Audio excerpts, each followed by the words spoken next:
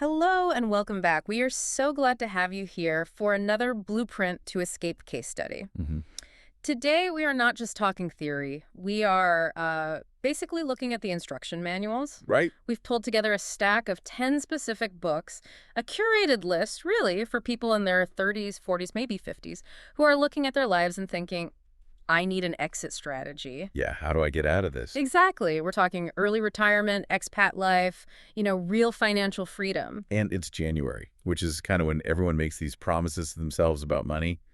But this isn't just a reading list for the sake of it. No. Think of it more like a toolkit. Each of these books has a very specific job in building, say, a nomadic lifestyle or just a richer life. The source material lists them alphabetically because, honestly, no single book is the magic bullet. Right. They're different tools for different jobs. Exactly. Some are like technical manuals. Others are more about rewiring your brain. I love that comparison. It's like building a custom home.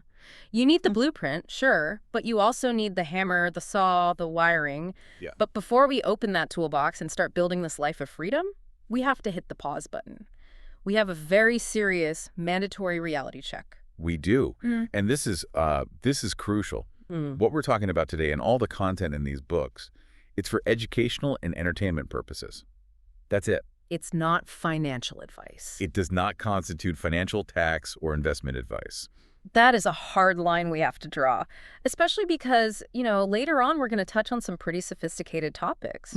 Things like borrowing money to invest or using margin accounts. Always, and we really mean always, do your own research and speak with a licensed professional before you make any investment decision. Right. And just to be clear, any companies or, ETFs, any specific products we mentioned or that the books mention, they are not sponsors. Not at all. They're just part of the research data. And look, everyone has a different starting point, a different risk tolerance, different goals. You can't just copy-paste a strategy because it worked for some author back in 2019. Okay, disclaimer delivered. Let's unpack this. So, as you said, the source lists these alphabetically, so it's not playing favorites. But for our chat today, I want to rearrange them a bit more logically. Okay. I want to look at the role each book plays. So we'll move from the mindset, what's happening in your head, to the mechanics of automation, then speed and scaling, and finally the income engines. That makes sense. That's the logical flow. You can't really build the engine if you haven't poured the foundation first. So let's start right there, Yeah. the foundation. If someone is sitting there, maybe feeling a bit overwhelmed by the whole idea of leaving their job or moving abroad, where do they even start mentally? Because the fear is usually bigger than the math. Oh, absolutely. You have to start with behavior. And that brings us right to our first book, The Psychology of Money by Morgan Housel. It came out in 2020. What's so fascinating is Housel's argument that, doing well with money has very little to do with how smart you are. It has a lot more to do with how you behave. Which is a huge relief for those of us who weren't math majors.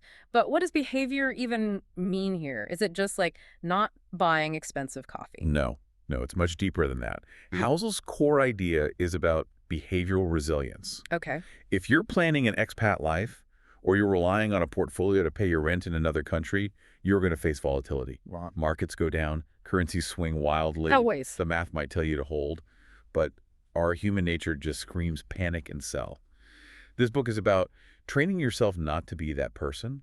It's about letting compounding work by just staying in the game when things get scary. So it's about emotional control. That actually leads perfectly into the next book on our list, which takes that idea and puts it into a literal formula, The Algebra of Wealth by Scott Galloway. That's a new one from around 2024. Right. Scott Galloway is interesting. He sort of bridges that gap between business strategy and life philosophy. And he gives us a formula.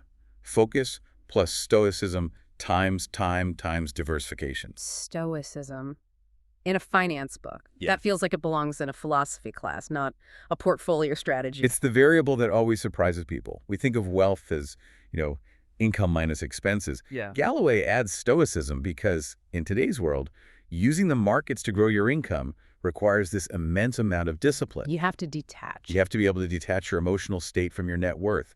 If you're living a nomadic life, things will go wrong. Your Airbnb gets canceled, the market drops 10%. Your ability to stay stoic and focused is an actual financial asset. It stops you from making really expensive mistakes. I like that. Stoicism as an asset class. Okay, so we have resilience and stoicism, but we also need to change how we see money itself. That brings us to the classic, the purple book everyone's seen, Rich Dad, Poor Dad. You can't have this conversation without it.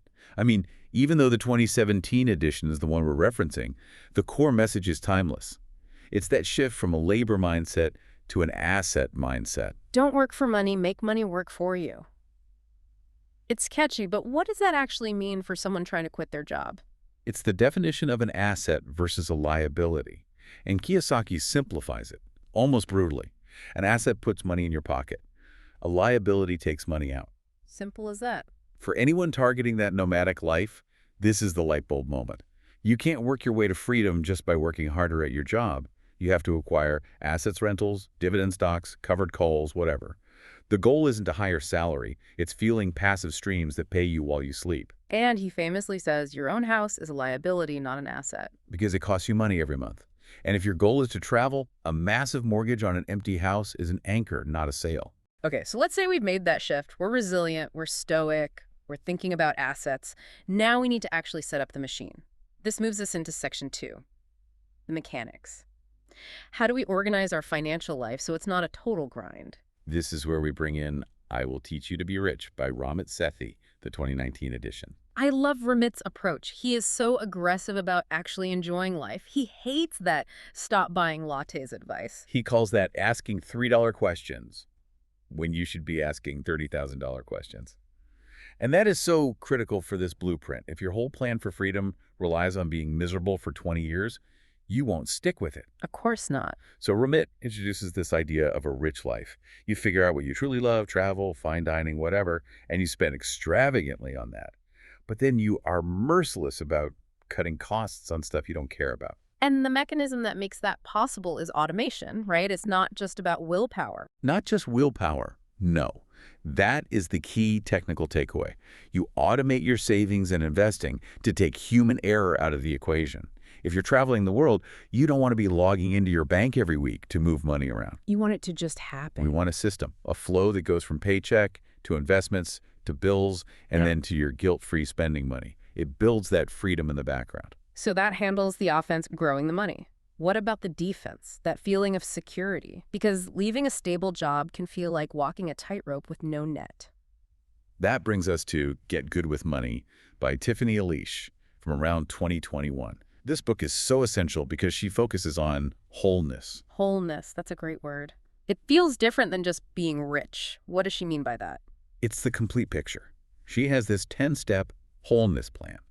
And for someone planning to leave their home country, this is just vital. You can have $1 million in the stock market, but if your insurance is a mess, you have no will, no emergency fund, you're not actually free, you're just fragile. Her work integrates that security with the stability you need for long-term passive income. It's the safety net under the trapeze so you can actually take those risks. That's a great visual. Okay, let's shift gears. We've got listeners who might be in their 40s or 50s thinking, this is all great, but I don't have 30 years for compound interest to do its thing. I need to catch up. This brings us to section 3, speed and scaling. Right. If you're starting later or you just want to get out now, you need an accelerant. And that's where Financial Freedom by Grant Sabatier comes in. This book is intense. It's not about cutting coupons. This is about brute force. It really is.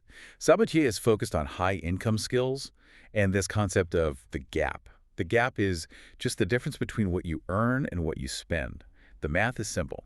You can only cut your spending to zero, but your income is theoretically unlimited. So, if you want to fast-track FIRE... You have to drastically widen that gap. And that's where the side hustles come in. Exactly. Or consulting or upskilling to get a huge raise.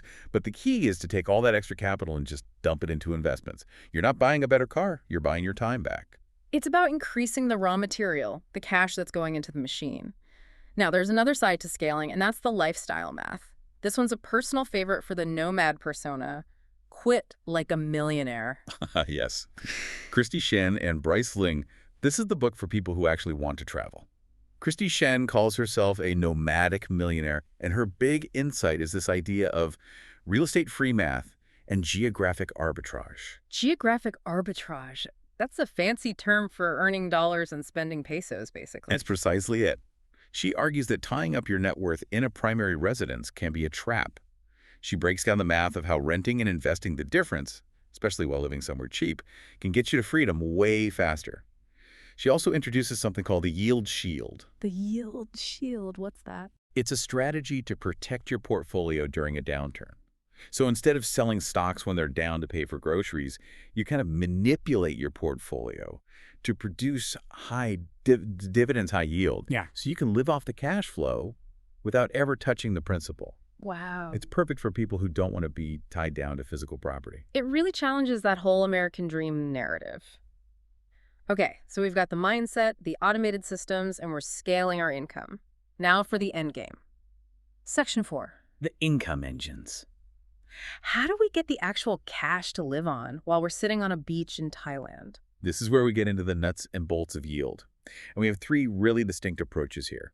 First, let's look at The Income Factory by Stephen Bavaria. The title says it all. You're building a factory. The analogy is brilliant. See, most investors focus on growth, hoping the stock price goes up so they can sell it. Bavaria says that's like raising a cow just to sell it for meat. He says, forget that. Keep the cow and sell the milk. Build a factory that produces a product. And in this case, the product is cash. He focuses on high-yield strategies using things like closed-end funds, CEFs, and business development companies, BDCs. And these aren't your typical 2% dividend stocks. What makes something like a CEF different? Well, a closed-end fund trades like a stock, but it holds a basket of assets, loans, bonds, equities. And crucially, they can use a bit of leverage to boost returns. Bavaria is targeting yields of 8 to 10%. 8 to 10% cash flow. That completely changes the retirement math. It does. The idea is consistent lifetime income. If your portfolio is churning out 9% in cash every year, you don't really care if the market is flat. You still get paid. It's a very attractive strategy for someone who needs to pay the bills now without selling assets. That's an aggressive yield. For someone who wants something maybe a bit more traditional, but still powerful, we have Get Rich with Dividends by Mark Lichtenfeld. This is the 10-year dividend growth blueprint. Lichtenfeld's approach is all about quality. He focuses on companies that not only pay dividends, but raise them every single year. The dividend aristocrats. Why is the raising part so important? Inflation. If you're retired for 30 years, the cost of bread is going to go up. For an expat, this is your inflation hedge. If your cost of living is rising, you want your passive income to rise right along with it. It's less factory and more like an orchard. I like that. An orchard versus a factory. Okay, one more book in this section, and this one's a special nod to our Canadian listeners, or really anyone dealing with high-fee banking. Beat the Bank by Larry Bates. This is a crucial one. Bates just breaks down the corrosive effect of fees, specifically the MER, the management expense ratio. If you're paying a bank 2% to manage your money, you're not just losing 2%. Over 25 years, that fee can eat up half of your potential gains. Half your wealth gone just in fees. That is terrifying. It is, and most people don't see it. So he advocates for DIY ETF portfolios. Do it yourself using exchange-traded funds. Exactly.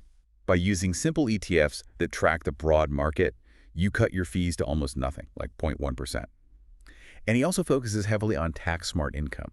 If you're living abroad, tax efficiency becomes incredibly important. You don't want to generate income just to give half of it back to the government. This book is about keeping what you earn.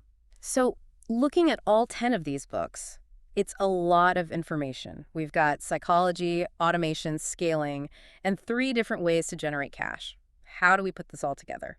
If we synthesize all these sources, there's a really powerful analogy that emerges.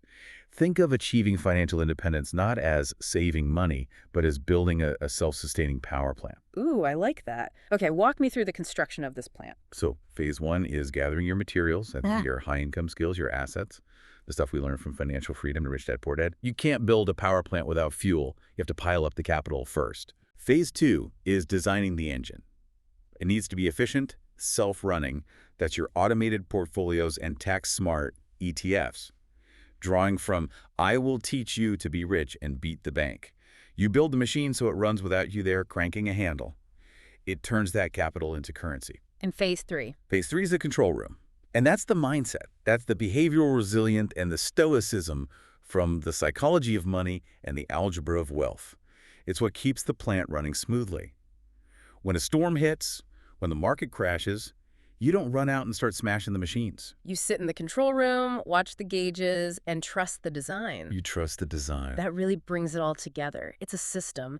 And the nomadic leg isn't just booking a flight. It's about having that power plant running back home or in the cloud, paying for that flight. Exactly. That is the essence of this whole case study.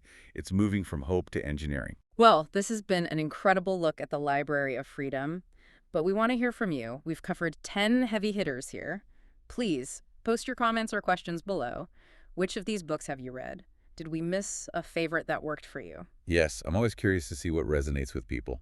Sometimes it's the really technical book like The Income Factory that just clicks, and sometimes it's that mindset shift from Psychology of Money. And don't forget to subscribe. We are going to keep bringing you more content specifically focused on financial independence, passive income, early retirement, and nomadic life design. We want to help you build that blueprint. Before we go, can I leave you with one final thought to mull over? Please. We talk a lot about wealth today, but I want you to consider that concept of wholeness, again, from Tiffany Elish. The idea that the money isn't the end goal. Right.